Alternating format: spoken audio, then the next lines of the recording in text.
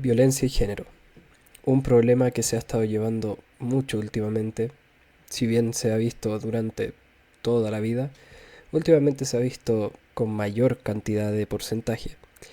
Y será un tema el cual abarcaremos en este caso junto a mi compañera Nicolás Ledesma Romero y yo, Pablo Nicolás Espinosa Ferri. Vamos a partir con una introducción. La violencia es un problema de gran preocupación en Bolivia desde hace algunos años, de modo que la sensación de ser rebasados por ella puede llegar a la parálisis y la desesperanza.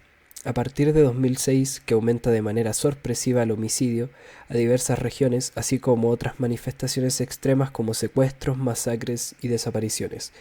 La violencia no solo implica este tipo de hechos, sino un continuum de manifestaciones diversas. Puede definirse como el uso intencional de la fuerza en el ámbito público o privado que busca imponer o modificar una manera de ser o estado de cosas. En este caso pueden existir diferentes tipos de causas por la cual puede haber un aumento de la violencia, y una muy común que hemos visto últimamente, bueno, fue la pandemia por la que pasamos, en la cual muchas familias que tuvieron que estar juntas no se aguantaban el uno al otro, empezaban los golpes, empezaban las malas palabras, y así fue como durante la pandemia aumentó este índice de violencia, sobre todo intrafamiliar. Vamos a hablar sobre el género y las perspectivas de género, y es que estas no son solo un asunto de las mujeres. Esto dice que durante siglos la comunidad médica científica asumió que más allá del aspecto reproductivo, las diferencias en la salud, enfermedad entre mujeres y hombres no existían o eran irrelevantes. La biología explica parcialmente algunas de ellas, otras se explican por la forma en la que la sociedad construyen a sus mujeres y hombres a partir de ideas, creencias, representaciones, papeles, prácticas y relaciones sociales, en general desiguales y jerárquicas. ¿Qué podemos decir ante esto? Que mucha gente crece siendo una persona violenta por cosas que vio en su infancia, cosas que fueron incitadas ya sea por un círculo de amigos cercanos, ya sea por amigas o incluso su misma pareja, que pudo haber sido una persona agresiva, manipuladora, y así se genera un cambio de hábito en las personas tanto femenino como masculino. Luego vamos a pasar sobre el planteamiento de Joan Scott. Joan Scott dice que el género es un elemento constitutivo de las relaciones sociales basadas en las diferencias que distinguen los sexos, y el género es una forma primaria de relaciones significantes de poder.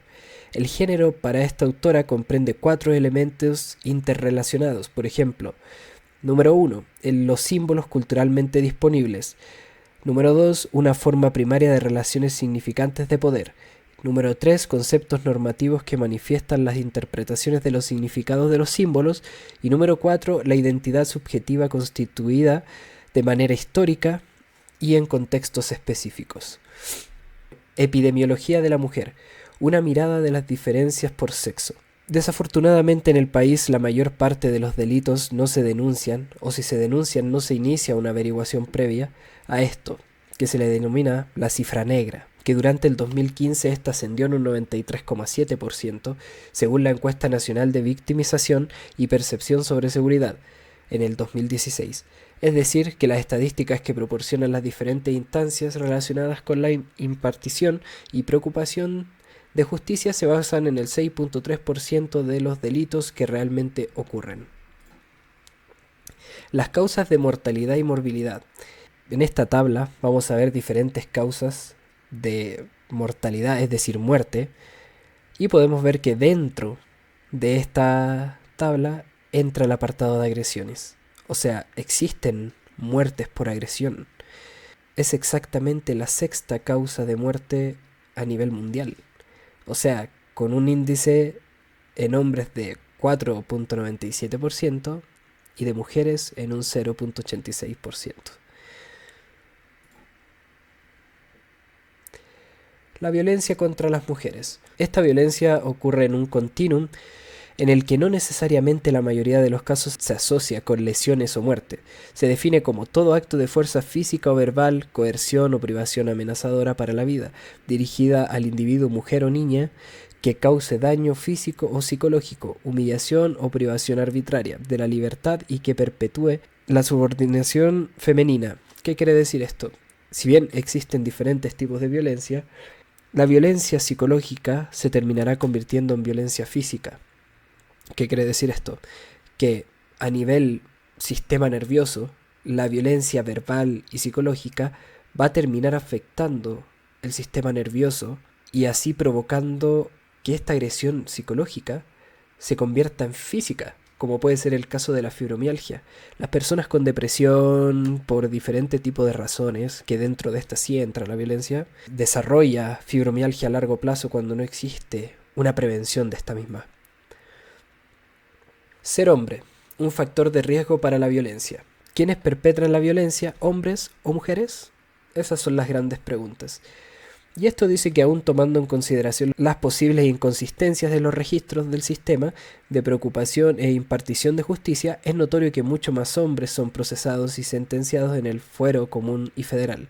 Desde el punto de vista de la salud pública, es posible hacer intervenciones sobre la violencia y disminuir sus efectos si se identifican, y controlar los factores que contribuyen a producir o a evitar respuestas violentas.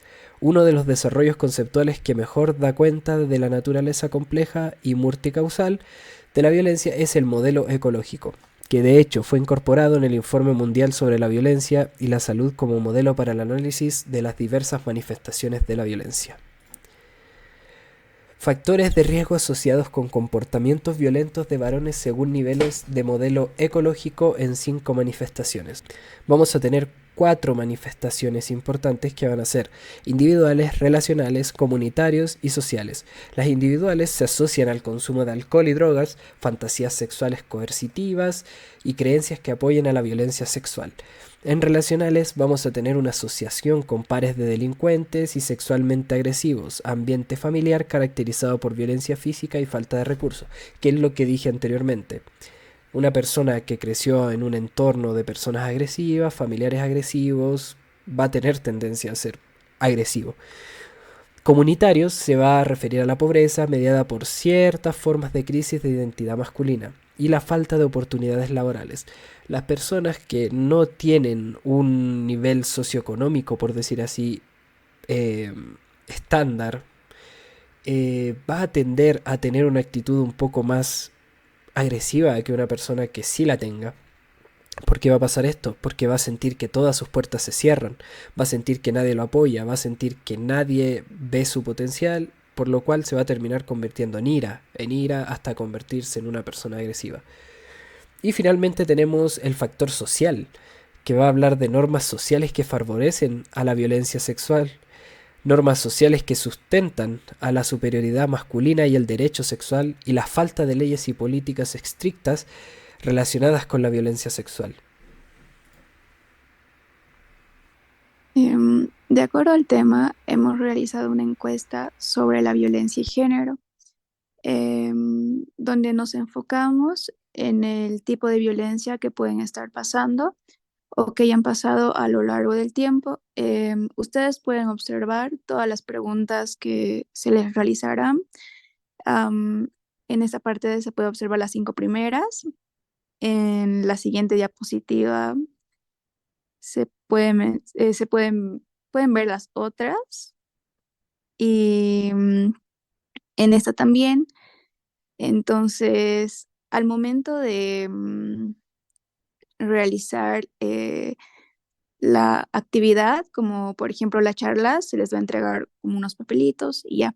Nuestro tema es la violencia intrafamiliar. Eh, Realizamos una charla sobre ello, donde la violencia intrafamiliar es un problema grave que afecta a millones de personas en todo el mundo, independientemente de su edad, género, raza, religión o estatus socioeconómico. Se define como cualquier tipo de abuso o comportamiento violento que ocurre dentro de una relación familiar o doméstica y puede manifestarse de diversas formas como abuso físico, emocional, verbal, sexual, económico o psicológico. También es importante entender que la violencia intrafamiliar no se limita únicamente a la violencia física, evidentemente. También puede incluir comportamientos sutiles, pero igualmente dañinos, como el control excesivo, la intimidación, el aislamiento, la manipulación, el chantaje emocional. Estos comportamientos pueden dejar cicatrices profundas en las víctimas y afectar en su bienestar físico, mental, emocional a largo plazo. Las víctimas de violencia intrafamiliar suelen experimentar sentimientos de vergüenza, culpa, miedo, aislamiento, lo que a menudo dificulta que busquen ayuda. Sin embargo, es fundamental que las personas que están siendo víctimas de violencia intrafamiliar, s- em, hacerles saber que no están solas y que hay recursos disponibles para poder ayudarlos. La prevención y la intervención temprana son fundamentales para abordar el problema de la violencia intrafamiliar. Esto incluye la educación sobre las relaciones saludables, la promoción de la igualdad de género, el fortalecimiento de las leyes y políticas que protegen a las víctimas y el acceso a los servicios de apoyo y el asesoramiento. Todos tenemos un papel que desempeñar en la prevención de la violencia intrafamiliar. Esto puede incluir a aprender a reconocer las señales de advertencia y también apoyar a las personas que están en situaciones de violencia. Debemos denunciar cualquier forma de abuso y promover una cultura de respeto y que no haya violencia en las comunidades.